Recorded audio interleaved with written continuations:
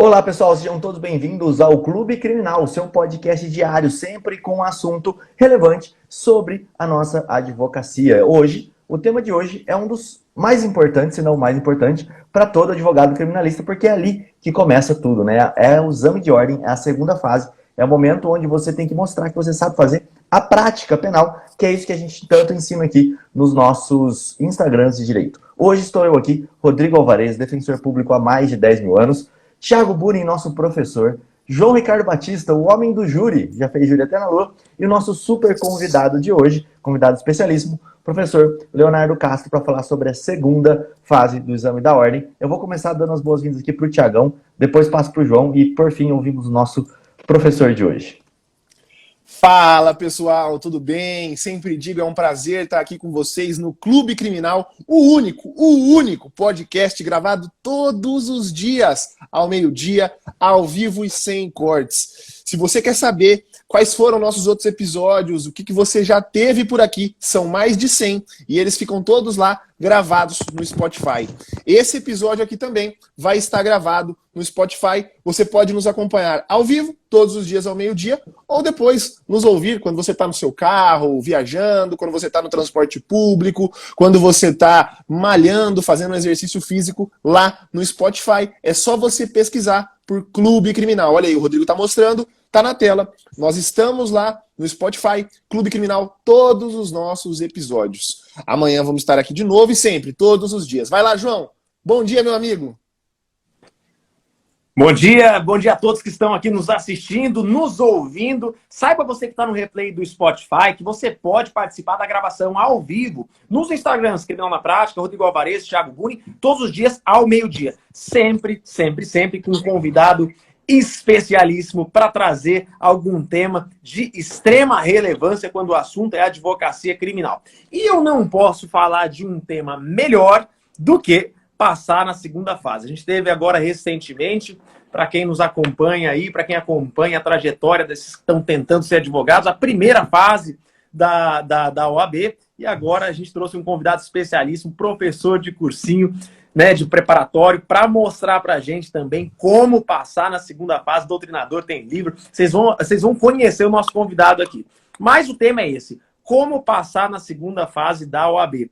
Antes da gente entrar no tema, eu quero dar boas-vindas para o Dr. Leonardo, o nosso convidado. Antes de mais nada, se apresenta para essa galera aqui. Já indico, quem está na gravação ao vivo, é só clicar nessa setinha que está em cima da cabeça do Rodrigo aqui e você já pode acompanhar o perfil dele. Seja muito bem-vindo, Dr. Leonardo. Obrigado, bom dia, meus amigos. Uma alegria poder participar aqui hoje do podcast com vocês. E me chamo Leonardo, todo mundo me chama de Léo, até prefiro, viu? Acabou ficando Léo no final das contas. Leonardo parece minha mãe dando bronca em mim. Então me acostumei, acabei virando o professor Léo Castro no final das contas. Você coloca aí no YouTube, nas chamadas do Gran, tá sempre Léo no final das contas. Até prefiro, é mais simpático. E já atuei pela Defensoria Pública, já fiz muito júri também, sou apaixonado pelo júri, é uma coisa que eu sinto falta. Talvez se um dia voltar a advogar, volte a fazer júri, adorava fazer júri. Fiz muito pela Defensoria Pública. E hoje sou professor do GRAM, sou professor do CEISC, do Prova da Ordem. Tenho alguns livros publicados. Cheguei esse ano, acho que é o meu 22º, 25º, já não sei mais. E 2 deles hoje estão no top 100 da Amazon, entre os livros mais vendidos do Brasil. Um é o Cronograma OAB, que é para o pessoal de primeira fase, que não é mais o caso, o pessoal já passou. E o outro, na verdade, tem 2, são as 2 edições que estão brigando hoje pelas 100 primeiras posições, que é o meu Manual de Prática, que já está na 5ª edição agora, já está até à venda pela Amazon e por todas as livrarias. E são 10 anos aí acompanhando o exame de ordem, ajudando o pessoal a passar na segunda fase em penal. Show de bola. Perfeito. Tenho gratas lembranças do CEISC, Gran Curso, 2 cursos que eu admiro muito aí, doutor Nidal Armadi, né? Cumprimento a todos aí na pessoa dele. E obrigado, meu amigo, por estar aqui conosco. O tema é esse, né? Obrigado. Como passar na segunda fase da OAB. O pessoal acha que os problemas acabaram, a parte mais difícil seria a primeira fase, mas quando a gente se depara para a quantidade de peças, com a dificuldade que é ingressar nessa preparação para a segunda fase, eu lembro que comigo foi assustador. Eu acho que a palavra é essa. A gente vê a quantidade de peças, vê a quantidade de conteúdo, vê aquele espelho de correção, a possibilidade de perguntas que pode surgir para a gente, para além da peça prática profissional, que de nada é fácil. A palavra é assustadora, a gente fica assustado. Então, antes de mais nada, gostaria que a gente abordasse esse tema com o professor falando sobre isso, né? A parte emocional. Simplesmente o acadêmico, aquele bacharel, aquela pessoa que está ali querendo entrar nos quadros da OAB na condição de advogado, ele está inseguro. Isso é um fato notório em conteste, né? Sim, é normal, até porque durante o curso, eu não sei se isso vale para todo mundo, mas no meu caso, a prática penal durante a faculdade não foi muito boa. Né? Eu fiz ali 1, 2 pecinhas, fiz um HC, fiz alguma outra coisa, mas fiz de qualquer jeito, o professor também não ligava muito, né, se ficasse bem feito ou mal feito. E aí chega na época do exame de ordem, o examinando ele passa na primeira fase, que é uma prova objetiva, né, de múltipla escolha, e chega na segunda fase, não tem para onde fugir, não tem como chutar. Embora na primeira fase ninguém passe no chute também. Mas na segunda fase isso aí bate um pouco mais, porque não tem mesmo, né, como chutar, ou você sabe, ou reprova, né. E rola muita insegurança por conta disso, por conta, durante o curso, essa falta de preparação, essa falta de foco para uma prática penal de fato, né? Não só para o exame de ordem, como para a vida de advogado mesmo. E eu sempre bato nessa tecla com o aluno, você não está só estudando para o exame de ordem, você está estudando para aprender a advogar, você está aprendendo a fazer peça, está aprendendo a atuar. Então, não tem como você falar, eu estou detestando estudar. Então, se você está detestando estudar para a segunda fase, então talvez seja o caso de pensar, né, até mesmo a escolha profissional que você fez, porque isso é essa a profissão. A profissão é fazer peça, lógico, tem audiência, tem tudo, mas parte da profissão é fazer peça. Vai ser coisa do teu dia a dia. E isso pega, agora, principalmente no começo da preparação, rola muito nervosismo, e o aluno, ele acaba, é engraçado, porque eu formei em 2008, e é interessante porque lendas urbanas que já existiam na minha época existem até hoje, sabe? Aquele tipo de besteira de, se recorrer contra a prova, você vai ficar marcado. Pelo amor de Deus, o cara não sabe nem quem é você. Então, assim, são as bobagens que se arrastam desde lá da época em que eu fiz o exame de ordem, na época em que eu fiz a prova.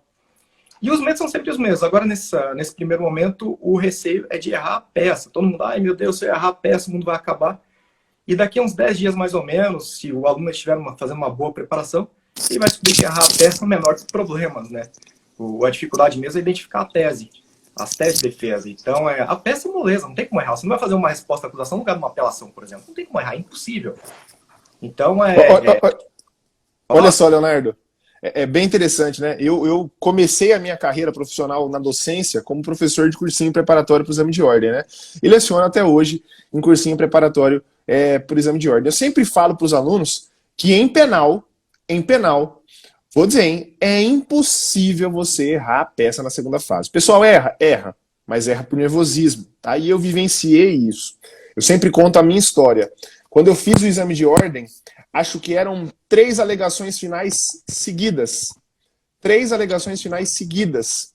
Os 3 exames antecedentes tinham caído alegações finais.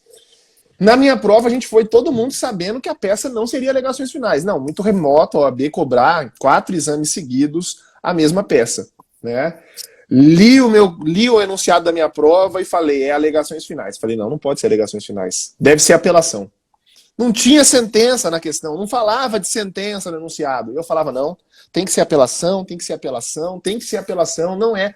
Você vê, é a cabeça da pessoa que faz ela errar, porque o enunciado é muito fácil. É diferente daquela prova de administrativo, que às vezes em administrativo cai mais de uma ação impugnativa possível. Dá para reparar com mandado de segurança, mas é possível também, sei lá, um habeas data, um mandado de injunção, alguma coisa. A prova de trabalho também, volta e meia, o gabarito aceita 2 peças. Civil, então, nem se fala. Agora, penal não, gente. Penal, a linha processual é muito clara, não tem como você errar, né? O Leonardo deve saber certamente, desde quando eu fiz o exame de ordem, talvez até quando o Leonardo fez, tem um professor do Damásio que ele fala que vai cair recurso ordinário. Toda a prova ele fala, não, vai cair recurso ordinário.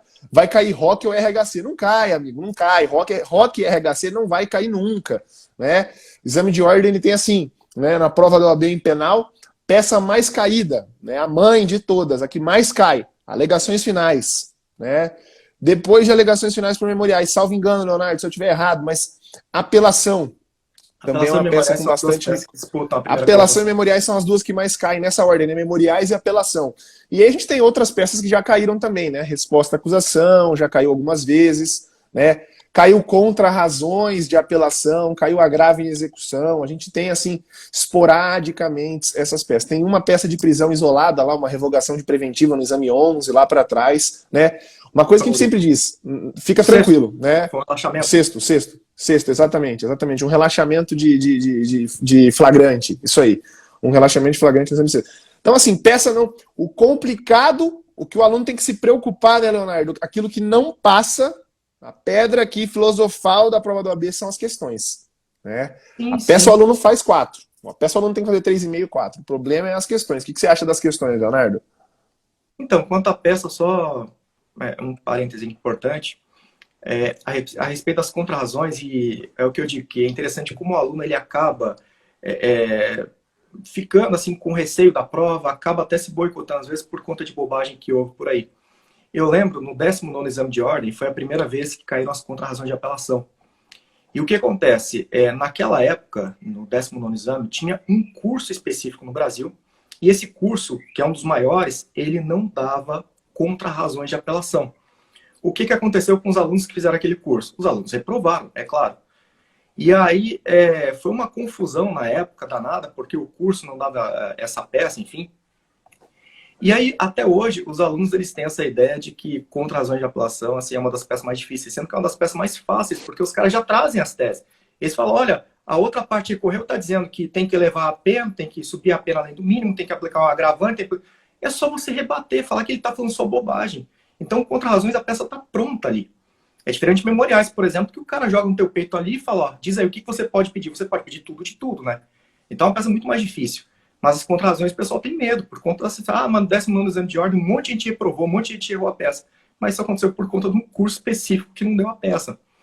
Mas as questões, já há algum tempo, elas têm sido a maior causa de reprovação na segunda fase de longe, isso aí não é indiscutível.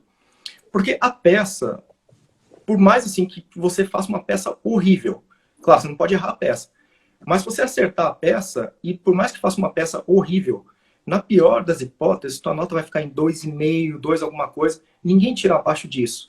Por que vai caindo ali? No endereçamento, você ganha alguma coisinha, no pedir você ganha outra coisa, uma tese você ganha outra coisa. Vai somando, dá 2,5 no mínimo, ninguém tira menos do que isso. E as questões tem sido aí a maior causa de reprovação por duas razões. Primeiro, o aluno ele não sabe como estudar para as questões.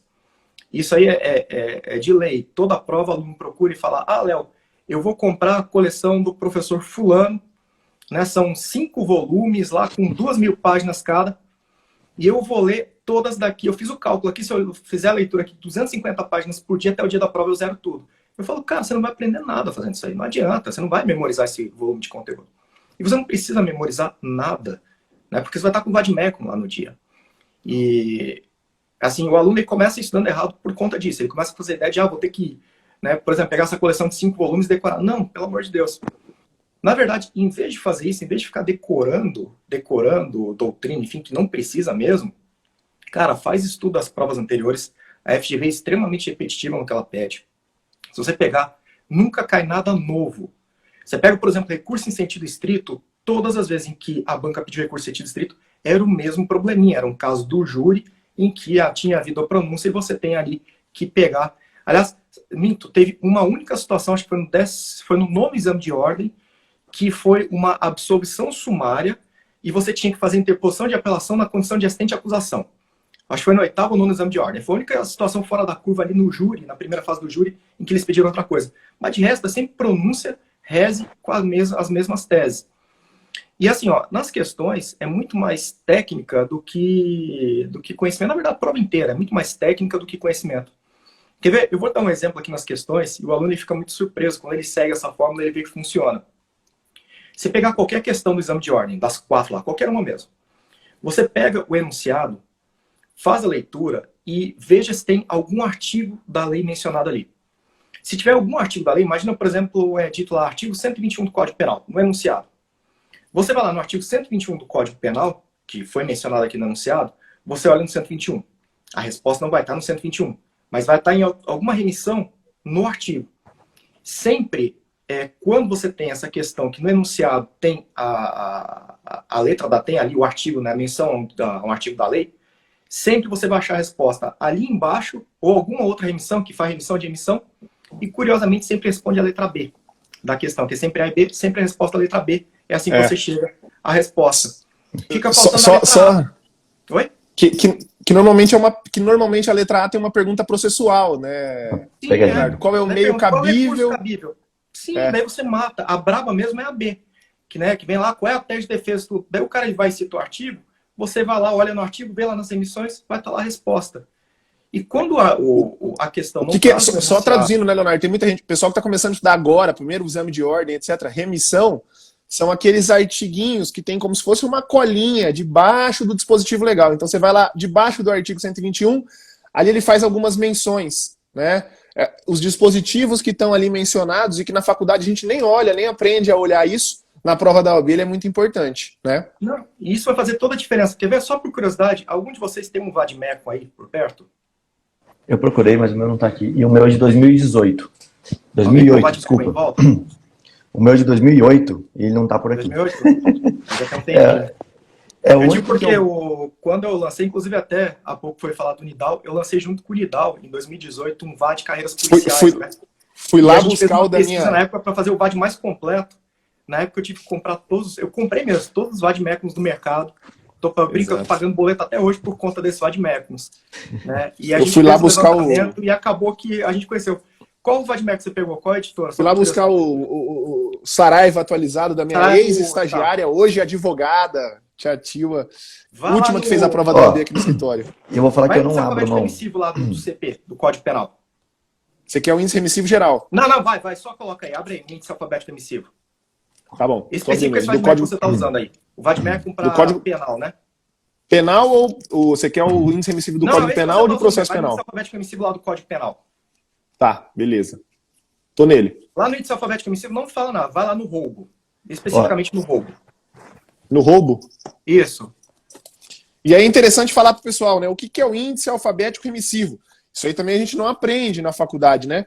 Seu Vadmecum, principalmente esses Vadmecums que são, né, específicos de uma matéria, por exemplo, esse de penal, ele tem um índice alfabético remissivo.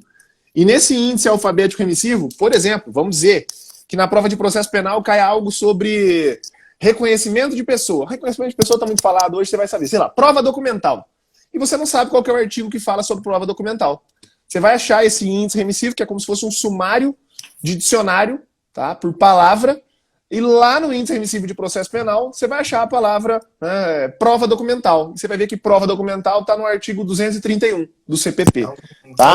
Vai lá, Leonardo, tô no crime de roubo. Dá uma olhada no roubo. Olha, se minha memória não estiver falhando, porque, cara, foram 20 Vadmecums ou mais que a gente fez a análise. Salvo engano, o roubo vai ter 3 emissões lá no índice alfabético remissivo. No roubo tem 3 emissões embaixo só. Tá. Só confirmação da Saraiva, é isso mesmo. Não, se eu tiver errado, pode ficar à vontade de falar que eu errei, viu? Tem uma no caput e outras nos parágrafos. Não, no caput... no índice alfabético remissivo. Lá no finalzinho, índice alfabético remissivo. Tá, você quer lá no finalzinho, no índice alfabético remissivo. Quando eu procuro sobre a palavra roubo, beleza. Salvo engano, são 3, se não estiver fazendo confusão com o da pódio. Mas acho que são 3, se não me engano, 3 emissões lá no roubo, no índice alfabético remissivo. O pessoal tá me zoando do meu Vadmecum de 2008. Eu não abro mão dele porque eu sei, olhando para ele, onde estão as coisas. Porque eu estudei por esse meu código, então eu não posso abrir mão dele, só tenho que atualizar. Olha lá, o Leonardo acertou em cheio, né? No roubo são 3 emissões. Isso. Eu tô te falando, na época a gente acabou decorando, na verdade eu acabei decorando assim, alfabéticos emissivos todos por conta desse nosso projeto. Então assim, você pergunta qual é o melhor Vadmecum do mercado. É muito simples, você pega o índice alfabético emissivo e faz a comparação. Pega, por exemplo, o roubo que tem 3, vai, olha o da RT, olha o da POD, você vai comparar, você vai ver qual que é mais completo. O mais completo é o melhor. Então, assim, é outra lenda urbana que o aluno pega e fala, que me falaram que o filho da vizinha, não sei o que, passou com o Vadmecum do fulano. Eu vou comprar porque é o melhor. Mas eu vou te falar, desse levantamento que foi feito na época, eu fiquei assustado com alguns Vadmecums que são muito ruins. E famosos, Vadmecum de grandes editoras e que são muito ruins. Mas que vendem muito por conta da publicidade, aquela coisa toda. Então, é um alerta que eu faço. Na hora de escolher o Vadmecum, se puder até uma livraria física, ou de repente tiver como olhar o Vadmecum aí dos amigos, pega umas 3 editoras e compara. Veja qual que é mais completo, né? E, inclusive, eu sei qual é o mais completo, mas não vou falar para não fazer jabá aí para editora. Ô, Leonardo, mais completo de todos. Ô, Leonardo, você falou dessas lendas urbanas, né? Eu nunca esqueço, né? Sempre tem aquela lenda urbana de, fulano me falou que é para fazer tal disciplina na segunda fase, né? Um belo dia na primeira aula, né? No cursinho onde eu leciono, eu sempre entro na sala falando, agora acabou o drama. Na primeira fase você tem que estudar ambiental, tributário, um monte de coisa que você não gosta, que você não sabe, que é difícil, etc. Aqui você escolheu penal, ou porque você sabe penal, ou porque você gosta penal. Sim. Ou por conta das duas coisas. Porque você sabe e porque você gosta. O pessoal né? escolhe porque falam que é o mais fácil. Não vem, não. Aí teve uma senhora que falou bem assim, levantou a mão e falou, professor, eu escolhi porque o filho da amiga, da vizinha, da tia, da mãe do meu cachorro falou que na segunda fase você tem que fazer a disciplina que você não sabe nada, para começar do zero. Aí eu falei, já me deu assim, baixou até a pressão, sabe? Né? Eu acho que a pessoa quis dizer para ela que não precisava ter experiência, que não precisava ter trabalhado na área, que realmente porque a prova da segunda fase não tem nada a ver com uma peça de escritório, né? E falou para ela que ela deveria fazer a disciplina que ela menos tem afinidade, que ela não gosta, que ela não sabe de nada. Rapaz do céu, assim. De estar na segunda fase de penal e eu perguntar assim, legítima defesa, me fala mais ou menos aí o que é legítima defesa, professor boiano, né? Não é assim também, né, Leonardo? Não, então, sabe o que é curioso? Porque quando eu estava concluindo o curso de Direito, eu adorava Direito Civil. Eu era apaixonado por Direito Civil. Tanto que já publicava artigo na época em Direito Civil, em Responsabilidade Civil, que eu adorava. E tinha essa história que penal era a matéria mais fácil. E aí fiz penal, que eu não sabia absolutamente nada na época. E reprovei, na primeira tentativa eu reprovei, não sabia absolutamente nada de penal mesmo. Reprovei. Eu falei, não, na próxima prova eu vou ter que dar um jeito, porque eu não posso agora. Já encarei essa de penal, já estudei um monte de penal, agora vamos até o fim, né? E é importante o aluno ter em mente isso aí, porque quando ele escolhe a área, ele vai acabar, às vezes, até mesmo direcionando a carreira dele.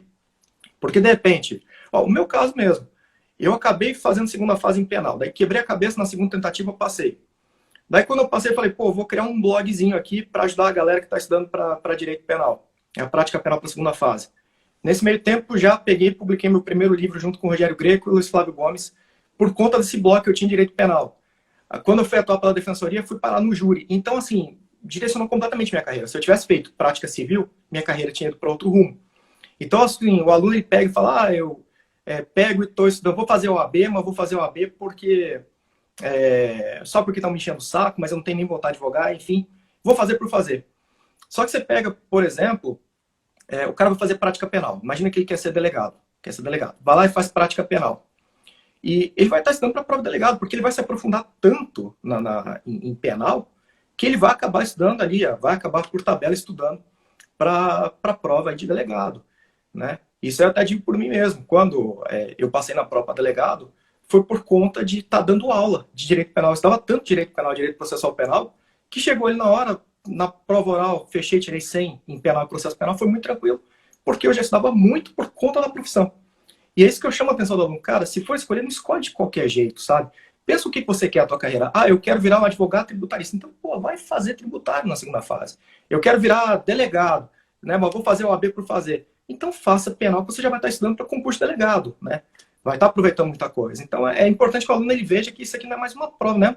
É uma fase da minha vida, é uma brincadeira, não. Isso aqui realmente vai dar um rumo na tua vida tão grande, vai mudar tanto o rumo da tua carreira, que não é uma escolha boba que você faz com base, vou escolher na mais fácil. Não, vai naquela que você gosta, aquilo que você quer pro teu futuro, né? Leonardo, agora uma pergunta. A prova... Pode falar, João. Uma pergunta, Leonardo. Eu lembro de que um dos meus dramas na hora de eu fazer a segunda fase era tempo para a segunda fase, quanto tempo eu tinha para estudar para a segunda fase e qual a melhor estratégia. O que eu deveria fazer? O que eu deveria contratar? É um curso, o Caminho das Pedras? É uma leitura, é uma doutrina? Enfim. Queria que você falasse, pessoal, sobre a sua leitura, a sua percepção, a sua concepção do que esse aluno que acabou de passar na primeira fase precisa fazer, qual o cronograma ideal no seu entendimento, o que ele deve fazer para se preparar, como organizar o tempo e onde investir os seus esforços até chegar na segunda fase. Sim. Então, o pessoal sempre pergunta, mas precisa de cursinho, precisa de livro, o que precisa para pegar e passar? Uma preocupação que eu e o Ivan nós tivemos, o Ivan é meu coautor no Prática Penal, uma preocupação que a gente teve quando a gente fez o Prática foi exatamente fazer um livro que o aluno ele pudesse sentar e ler da primeira página até a última como um guia, né? Um passo a passo ali para poder estudar para o exame de ordem. Isso pensando naquela galera que de repente não queria pagar cursinho, não podia pagar cursinho. Mas você me pergunta, o cursinho vale a pena? Vale muito a pena porque é uma aula de prática. E prática é legal você ter alguém ali te ensinando, olha, é assim, assim, assado. Quanto à questão do tempo, muita gente, mas é suficiente o tempo daqui até o dia da prova? Cara, dá para passar umas 3 vezes na prova daqui até o dia da segunda fase. De verdade, se o cara sentar para estudar 15, 20 dias, assim, pegando pesado, claro, o cara consegue estar bacana para passar na prova. E eu acho que, assim, no primeiro momento, para quem vai estudar por conta própria, para quem não vai fazer cursinho, eu acho que o principal é visualizar o processo penal como um todo, né? Porque você pegar, e eu faço sempre aqui a mesma comparação até, se eu pegar e chegar numa pessoa que nunca viu uma bicicleta na vida, chegar para ela, uma bicicleta desmontada dentro da caixa, falar, ó, tá aqui, ó, a bicicleta, vai passear com ela. O cara vê aquele monte de peça ali misturada, ele não tem nem noção do que ele tá vendo, né? Então, a apelação, recurso, que foi a prática penal que eu tive durante a faculdade. O professor chegar, hoje a gente vai fazer um recurso antidistrito. E eu sei lá o que é recurso antidistrito, não tenho a menor ideia, né? Então, se falasse, recurso antidistrito ou memoriais, eu não tinha a menor ideia, diferente de uma coisa para outra. Se você entender o passo a passo do processo, nossa, abre a sua mente assim de uma forma que não tem como errar peça, não tem como errar tese. Você quer ver, ó, a questão de tese de defesa mesmo. Você pega aquela defesa prévia da lei de drogas, que nunca caiu, lá do artigo 55 da lei 11.343 de 2006. Se você pegar e botar na cabeça que aquela peça é uma peça pré-processual, você já sabe, por exemplo, que ali você vai ter que convencer o juiz a não receber a petição inicial. Se você está fazendo ali uma resposta à acusação, você sabe que o teu foco vai ser o quê? A absolvição sumária. Se visualizar o trâmite do processo como um todo, vai ficar mais fácil, porque as peças vão ficar claras, você não tem mais como confundir as peças, porque vai delimitar o momento de cabimento de cada uma, e as teses ficam muito fáceis também, porque você acaba por pensar, bom, como é que eu vou pedir? Você quer ver, ó, eu vou te dar um exemplo aqui. O aluno sempre pergunta em resposta à acusação se é o momento para estar sustentando aquelas teses referentes à pena, né? Regime inicial mais brando, né? Afastar agravante atenuante, não é a hora para isso, não é o momento processual para isso. Então, é importante ver o processo como um todo, né? Até para conseguir entender a lógica, e daí fica tudo mais fácil. Depois é só estudar cada uma das peças, entender as teses, ver as provas passadas e... Leonardo, só para complementar o que eu te disse aí com relação a essa estratégia de preparação, eu vou só dividir com o pessoal o que eu fiz. Aí é até interessante para você falar se você aprova isso ou você desaprova. Mas eu pensei assim, olha, eu tô vendo aqui as provas anteriores, muitas vezes já repetiram memoriais, repetiram resposta à acusação, repetiram apelação, e eu tô vendo que a prova se repete. E eu tomei uma decisão naqueles 2 meses que eu tinha até chegar na segunda fase. Eu, na época, eu fiquei com o meu curso 5 anos parado, então eu estava desatualizado de fato, quando eu fiz a prova. E eu decidi, eu falei assim, eu vou pegar os exames anteriores, todos, com todos os espelhos, e eu vou refazer todos os exames, e a minha meta era, eu vou fazer uma segunda fase por dia. Todos os dias, religiosamente, eu fazia uma peça e 4 questões. Todos os dias. Naqueles 2 meses, foram 60 peças, com cada peça 4 questões. O que foi bom nisso, né, de eu fazer? Primeiro, cara, eu acabar as primeiras peças, eu errava tudo. Eu comecei a ver que o espelho se repetia. Tinha uma forma do espelho requerer a elaboração das questões. Para além disso, as questões se repetiam. A sistemática da prova era sempre a mesma. Eu fazia sempre na mão aqui, ó, no pelo mesmo, sabe? Treinando para eu cronometrar o meu tempo. Então, quando chegou no dia da segunda fase, eu já tinha feito 60 segundas fases. Aí ficou tranquilo. Aí você vai com calma, aí você sabe o caminho que você está percorrendo. Então foi isso que eu fiz, passei de primeira nesse sistema de estudo pessoal que eu criei para mim. Não, vale muito a pena fazer as provas anteriores, até para entender como funciona a prova. Porque eu vou te dar aqui um exemplo, memoriais mesmo, né, que é uma peça que tem muita chance de cair agora na próxima segunda fase. Memoriais, embora você acabe tendo a dificuldade, assim, na minha opinião, na verdade, depois da queixa, das peças que já caíram, depois da queixa, para mim, memoriais é a peça mais braba de fazer. Queixa eu penso que é a pior por conta daqueles pedidos, e você na posição de acusador, é estranho, né? Depois de passar um mês inteiro na defesa, você mudar de posição é estranho. Mas em memoriais você tem, né? Aquela peça aí que os caras jogam um monte de coisa e falam, e aí? Né? O que você vai pedir? Você tem que pedir tudo de tudo. Mas você pega o exemplo dos memoriais mesmo, que como eu falei, tem muita chance de cair na próxima prova, você pega e identificou uma das teses de defesa. Imagina que tem uma legítima defesa. Se você fez as provas anteriores, você descobre que a FGV, ela pontua tudo em memoriais, ela pontua tudo 2 vezes, em duplicidade. Que acontece também em resposta à acusação, isso aí. Então, por exemplo, você identificou uma tese de legítima defesa. Você sabe que lá no do direito você vai ganhar ponto, lá no do pedido você vai ganhar ponto de novo. Então, é meio aquela promoção, né? Pague 1 e leve 2. Cada tese que você descobre, você já pega e ganha ali, né, 2 quesitos de uma vez. Outra coisa, memoriais. Aquelas teses referentes à aplicação da pena, afasta qualificador, reconhece privilégio, pena no mínimo, afasta agravante, reconhece atenuante, afasta majorante, reconhece minorante, regime inicial mais brando, suspensão condicional da pena, substituição da pena privativa de liberdade restritiva de direito, enfim. São sempre os mesmos pedidos, sempre. Isso aí teve prova, geralmente vale 2,5, só esses pedidos, somando assim os quesitos em duplicidade. Já vi prova que valia 3 pontos, ou seja, imagina o que é você chegar numa prova, imagina agora, a próxima prova, memoriais. Você já sabe que se cair nos memoriais, se não forem, claro, memoriais do júri, mas se cair em memoriais, você já sabe que você já tem 2,5, 3 na conta só dessas teses referentes à pena. Aí você adiciona ali o endereçamento, adiciona a peça, adiciona aquela coisa toda, o fechamento, a data no último dia, você vai ter em 3, 4 pontos, cara, de cara. Então, assim, é de graça, a prova fica de graça. Mas é o tipo de coisa que você só aprende esse tipo de técnica quando você resolve provas anteriores, né? Você tem que resolver provas anteriores para pegar e conseguir, senão você chega ali completamente perdido, sem saber o que falar. Acho que não só para a OAB, né? Eu também fiz isso. O meu estudo ele foi muito gradativo, era engraçado, porque saí da faculdade, eu não sabia nada. Eu só baguncei minha faculdade inteira ali, então assim, eu sabia muito pouco mesmo. E a OAB foi que me deu a primeira base para eu poder depois estudar e decidir que eu queria fazer concurso e queria estudar para concurso. E eu quase não passei na minha segunda fase. Na época, eu acho que foi a mesma prova que a sua, Léo. Eles arredondavam a nota para cima. Então, se você tirasse 5,45, eles arredondavam para 6. E pelo que eu me lembro, a média era essa, era 6, você tinha que fazer 6. E foi o que aconteceu comigo. Na minha peça ali, acabou que eu tirei 5,45, ele arredondou para 6 e eu acabei passando. Então foi tipo na raspa do tacho ali, né? Pra você ver, você que tá do outro lado tá com medo, que todo mundo passa pela mesma coisa. É difícil para todo mundo, porque é algo muito novo, muito diferente, a gente não tá acostumado a fazer. E aí acho que a grande dica, perguntaram, faz cursinho ou não faz, segue ou não segue? Cara, você precisa seguir algum modelo de alguém que já sabe como é que a banca pede, porque a banca vai te dar ponto por determinadas palavras que você colocar ali dentro. Por determinadas formas como você falar aquilo. Não é só você saber o material. Por exemplo, na minha prova, não sei se foi a mesma que você fez, porque eu também formei em 2008, acho que a prova da OAB foi uma que foi anulada, inclusive. Fizeram a primeira fase, aí foi anulada a primeira fase, no dia da primeira fase, depois ela foi feita de novo, porque tinha uma suspeita de vazamento da prova. Não sei se foi essa que você fez. 2010.1 que você passou. Foi a última prova do Sebrasp, 2010.1.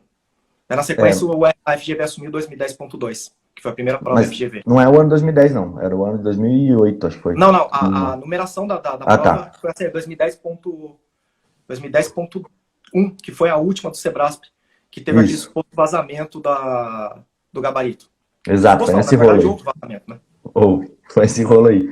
Enfim, e aí o que eu percebi foi o seguinte, até... Rodrigo, só lembrei aqui que nessa época vazava tudo, né? Você lembra que, tipo, acho que um pouquinho depois vazou a prova do Enem, era uma época que tava as provas, assim, a nível nacional, estavam tudo vazando. Loucura isso aí. Vai, retoma, Rodrigo. Não, péssimo. Se eu contar a história toda aqui, eu tenho... Inclusive, meu livro que eu escrevi tem essa história inteira, mas enfim. Você chora? Não, eu tive que chegar lá no dia, cara. Eles avisaram no dia. Foi o William Bonner que me avisou no Jornal Nacional um dia antes que não ia ter a prova. Mas beleza. O que eu quero falar é o seguinte. A prova caiu, se eu não me engano, foi prescrição virtual. E era isso que eles queriam que você fizesse na prova, que você escrevesse sobre prescrição virtual. Só que na época, como eu estava estudando, eu vi que prescrição virtual, tipo, não era aceito por ninguém. Então eu não coloquei a prescrição virtual. E foi por isso que descontou um monte de nota minha. Apesar dos professores falarem, olha... prescrição virtual, se cair, você vai falar que tem prescrição virtual. Eu fui lá e quis colocar que não tinha. E aí eu acabei quase sendo reprovado por conta disso. Então, assim, o professor, ele sabe, é isso que eu vejo, assim, a prova da OAB, a parte técnica, é muito mais sobre como você vai escrever o início da sua tese, como você vai dar indícios para o examinador olhar aquilo e falar, pô, essa aqui é a tese legítima, essa daqui é a tese B, essa aqui é a tese C, essa aqui é a tese D, do que sobre realmente você saber aquela tese, escorrer um monte sobre ela. Mas a forma como você mostra para ele. E isso não muda no concurso. Isso que é o mais legal. Porque a mesma forma que eu estudei para a prova da OAB, eu fiz depois em concurso. Inclusive na parte civil, que era uma parte que eu tinha muito pouco contato, que eu não sabia quase nada, para prestar concurso, eu estudava pelas provas da OAB. eu pegava ali, claro, a prova do concurso também, mas eu pegava a prova da OAB, como o professor ensinava a fazer na prova da OAB, e fazia o estudo igual, o estudo em cima daquilo ali. E sempre funcionou muito bem, as notas sempre foram muito altas, inclusive nos concursos depois. Por seguir esse padrão. Não é o recheio do bolo, mas o padrãozinho, a receita que tá ali fora, né? Não sei se vocês concordam com essa visão, assim. Não, e é importante lembrar que na época do CEPRASP, para quem não fez prova naquela época, a gente podia levar o que quisesse. Só não podia levar outra pessoa junto contigo, mas você podia levar o que você quisesse. Você fala, nossa, mas que moleza que era. Imagina o seguinte, a gente pegava no desespero e saía catando tudo que é livro que a gente conseguia com amigo, todo mundo levava uma mala no dia de livro. Mala. Você fala, nossa, que moleza, então a prova era muito fácil. Aí é que tá. Na minha prova, por exemplo, mandaram discorrer sobre a marcha da maconha. Só que detalhe, só tinha um julgado sobre aquela porcaria, eu não tinha lido. Então, assim, eles pediam, como podia levar material, o que você quisesse, eles pediam tudo de tudo. Então, assim, questões extremamente aprofundadas. Por exemplo, essa questão da discussão da marcha da maconha, hoje, tudo bem que hoje já tem julgado, dizendo que tudo bem, não é crime, enfim. Mas na época era uma coisa muito nova. Ou seja, os caras te exigiam um posicionamento que você ia encontrar em doutrina, ia encontrar num julgado só, né? E livro novo, você não podia levar livro desatualizado. Então caía muita coisa braba, assim. Por exemplo, a questão da prescrição virtual, né?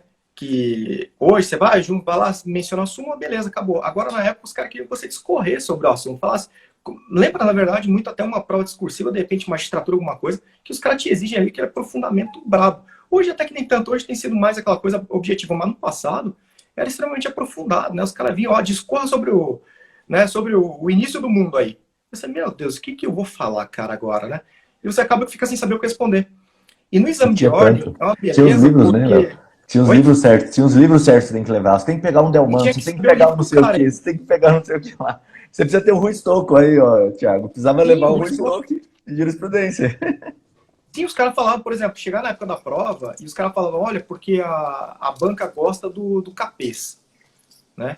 E daí eu falava, putz, querido, mas eu não tenho capês, cara. Daí eu ia na livraria da cidade, claro, o capês já tinha acabado. Daí eu levava, de repente, sei lá, o Rui Stocco que fosse, mas não era o autor que todo mundo dizia que ia ser seguido pela banca. Cara, daí aquele desespero. Eu falei, meu Deus do céu, eu não tenho o autor. E às vezes você se arrebentava, porque a banca queria exatamente o posicionamento daquele autor e não do outro.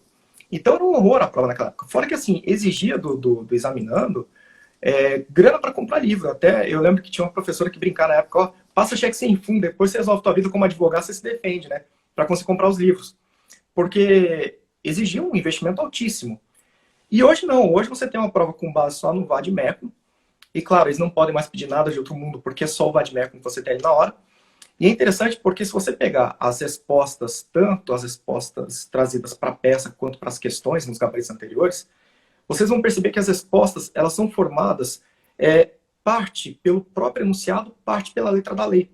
Eu até falo, quando for fazer a transcrição do texto da lei, não mude as palavras. Pega o que diz a lei e faz de conta que você falou aquilo lá. Então, por exemplo, você pega lá o artigo 17, que eu até mencionei há pouco. Não se pune a tentativa. Cara, coloca desse jeito. Portanto, excelência, não se pune a tentativa. Você bota exatamente a redação do artigo 17 do Código Penal. Né? Nos termos do artigo 17 do Código Penal. Você vai ver o gabarito sair desse jeitinho. Ou então, às vezes, eles querem que você justifique alguma coisa, o próprio enunciado já está justificando. Né? Falar, fulano, como o sexto exame de ordem, que foi até questionado, né, que era acho que era José o nome do cara. José foi surpreendido, pegou dirigindo embriagado dentro de uma propriedade e tal. Então os caras pegavam e falavam, e aí, né, qual foi o problema aqui? Você tinha que pegar e falar, olha, meu cara estava dentro da propriedade dele, direito de não produzir prova contra si mesmo, enfim, né, lá nos termos do Pacto São José de Costa Rica, parará. Então, assim, a prova já te dá a resposta, e o que você tem que responder é o quê? Exatamente o que a letra da lei fala. Então, é uma súmula, a resposta, vai lá, transcreve o texto da súmula e faz de conta que aquele texto é seu. Portanto, excelência, quando o falso se exaure no estelionato, é por este absorvido, nos termos lá da súmula 17 que é essa aí? É 17 que é o do falso se exaure no estelionato, né? 17. Então, para você 17 STJ. Isso, você faz de conta que a redação é sua, né? E assim, é muito fácil, é o que eu falo, não é uma prova de conhecimento jurídico. Quem saiu comprando hoje, eu tenho manual de direito penal, né? Inclusive vai ser agora até a nova edição, e eu falo para os alunos, não comprem, vocês vão gastar, não manual de prática, manual de direito penal, estou até sem ele aqui perto, que é um manualzinho que eu lancei pela editora Ridel, que ensinando ali a parte doutrinária tudo, e eu falo, não compra, porque não é para a OAB isso aqui, não foi para o público da OAB que eu escrevi. Então, assim, não vai me comprar, eu vou comprar um manual do, sei lá, do Kleber Masson, do Fernando Campos. Não compra, cara, não compra porque você vai... É legal, é legal. Mas, assim, não é para a segunda fase da OAB. A segunda fase da OAB é vadimeco, é fazer prova passada. O que cai de doutrina já caiu nas provas anteriores, então você não precisa realmente comprar manual para nada. Manual de direito penal especificamente, não de prática. O de prática, claro, vai te ajudar bastante, porque tem peça, enfim. Exatamente. E até depois, quando eu passei na Defensoria Pública e comecei a atuar, eu fazia questão de fazer as minhas peças da forma como a OAB cobrava. Porque aí todos os estagiários que passavam lá comigo, conseguiam ficar um tempo, eles já pegavam a forma de fazer. E aí vocês falaram algo que eu acho que para mim, pelo menos, foi o fundamental para eu conseguir fazer as peças, tanto em concurso quanto quanto na OAB, que foi fazer várias peças. E às vezes dá preguiça de você escrever. Às vezes dá preguiça de você pegar e falar, eu já sei, isso aqui eu não vou responder, não. Não, você tem que pegar e escrever. Excelentíssimo senhor, doutor, juiz, nem sei se mais assim que estão colocando no cabeçalho, né? Se não está mais reduzido. Mas enfim, tem é um novo formato, né, do cabeçalho agora que mudou. Pelo menos no Cível mudou. Na verdade, na hora da... o CPC alterou, mas pra gente, a gente continua usando, né, esse excelentíssimo, etc. Porque o CPC fala para usar um cabeçalho ao juiz, fulano e tal, mas eu acho feio pra caramba isso aí, a gente continua usando excelentíssimo, porque é o padrão, né? Rodrigo, um negócio que é muito legal também, né? O aluno não só fazer outras provas, como ele identificar o gabarito da prova da OAB. Eu sempre falo isso, tem que estudar os gabaritos. Por quê? Porque, por exemplo, fatos na prova de penal não pontua. Aquele tópico dos fatos não é um tópico pontuado. E tem muito aluno, né, que escreve, às vezes, 1 página, 2 páginas da sua peça falando dos fatos. Quem está corrigindo a sua prova, ele não vai nem ler essa parte dos fatos. Nem olha, porque eles corrigem por espelhamento na tela do computador, ele abre a tua prova, no espelhamento nem entra, né, os fatos. Então você está perdendo tempo de prova, e sabe o que acontece? O aluno que escreve muitas coisas nos fatos, normalmente ele está colocando tese ali. E se ele coloca a tese ali nos fatos, ele esquece de colocar no direito, e é no direito que ela vai ser corrigida. Então também tem esse problema. Então por isso ler o gabarito Thiago, fora que consome folha no final das contas. Consome folha, consome final, tempo, né? Exatamente. E ler o gabarito é muito interessante, sabe por quê, Rodrigo? Porque você não tem que, e o Leonardo já falou isso hoje, dar a definição de legítima defesa do NUT na prova. Você tem que dar a definição de legítima defesa que a banca já usou em outros gabaritos. Então isso é importante até para isso. Eu estudei dessa forma para o exame de ordem. Então eu tinha um caderninho lá e eu pegava legítima defesa. O que a OAB falou sobre... Escrevia o que constou no gabarito sobre legítima defesa. E assim eu fui estudando, né? Desculpa, Rodrigo, te interrompi. Não, eu estava falando... justamente isso. Tinha as frases específicas que a gente estudava, né? Então tinha lá, e resignado com a sentença de folhas tal... vem apresentado, tinha as frases, você tinha que decorar isso, é a melhor forma de escrevendo. E nos meus cursos para concurso, por exemplo, o que eu vejo dos meus alunos ali, eles estudam muito e ficam aprofundando em teoria, só que você perde a prova. E ninguém faz simulado, cara. Isso me deixava muito puto, porque ninguém senta para fazer simulado. E não é aquele simulado de, vou sentar para resolver 20 questões da OAB hoje. Velho, isso não vai funcionar tão bem quanto você sentar e fazer uma prova inteira. Quando você sentar e pegar as provas da segunda fase e fazer ela inteira no tempo certo, com a impressão das folhas, como ela vai ser no dia da sua prova. Porque a pessoa estuda, não, vou estudar só questões hoje. Ela estuda 20 questões que caíram nas últimas 5 ou 6 provas, sei lá. Depois só peça hoje, estuda 20 peças. Só que ela nunca tem o tempo de prova dela completo. Ela nunca entende como que ela vai olhar aquela questão e colocar no papel. Então, o simulado tem que ser mais próximo da realidade possível. E eu aconselho até você ir numa biblioteca pública, num lugar que vai ter barulho, para você sentar lá, colocar o seu relógio, dar o play, sentar com a caneta, com a roupa que você vai estar no dia, para poder fazer. Porque às vezes quebra ar-condicionado, às vezes tem barulho do lado de fora da sala. Eu já fiz prova tocando uma orquestra do lado de fora. Porque era um dia que estava tendo uma comemoração específica, era um feriado, e fizeram a prova no feriado. Lá em São Paulo, naqueles... como que chamava? Não sei o que lá das Américas. Um centro de convenções que eles têm lá em São Paulo. E tava tocando uma bateria do lado de fora. E a galera tinha que fazer prova tocando a bateria aí. E aí, você vai fazer o quê? Vai reclamar? Ó, examinador, pera um pouquinho, eu não tô tendo... O simulado tem que ser tão real, Rodrigo, que, por exemplo, agora, em tempos de pandemia, era importante que o aluno fizesse a prova, treinasse o tempo de prova com máscara no rosto, porque na sala de prova ele tinha que usar máscara. E tem gente que não dá conta de usar máscara, tem gente que ficava dando aqueles migué com máscara, máscara no queixo, máscara abaixo do nariz, e todos os aplicadores de prova estavam orientados a ficar falando para a pessoa, põe a máscara, tem que pôr a máscara, tem que pôr a máscara. Então até o fazer a prova com máscara é um negócio que tem que estar treinado. Ah, mas a máscara me sufoca, tá bom, só que no dia da prova você vai ter que ficar de máscara enquanto você faz a prova. Então até isso, né, até esse treino é importante ser feito. Com certeza. Então, vale a pena. O tempo no dia é terrível, essa questão do tempo é impressionante. Aquela história da distorção espaço-tempo, você sente lá no exame de ordem na pele, né? Porque você pega, você olha para lá, você come um choquito, quando você olha de novo, 1 hora de prova você fala, meu Deus, o que aconteceu, né? Onde é que eu estava nesse momento? Então, assim, o tempo é um grande problema no dia, a administração do tempo é terrível. A questão dos fatos, né? O aluno perder tempo com o tópico dos fatos, cara, é importantíssimo. Nem na queixa-crime o pessoal fala, já havia até aluno me questionar, falou, mas o professor falou que, fulano falou que dos fatos na queixa-crime, eles pontuam, não é isso, né? Na verdade, você lá no do direito, quando você abre o tópico do direito, você vai ter que fazer o link do fato que corresponde a cada crime contra a honra, no caso lá do exemplo do 15º exame de ordem. Então não era sustentar as teses já ali dos fatos, né? Fazia ali um resuminho ali dos fatos, e aí chegava no do direito, você puxava o fato de novo e falava, olha, por conta dessa conduta aqui, praticou o crime de injúria. Por que a banca queria saber se você sabia fazer o link do fato com o crime praticado? Porque eram 2 crimes contra a honra, uma injúria e uma difamação. Então era só isso, não era que dos fatos eles estavam pontuando, é isso. Então vale muito a pena.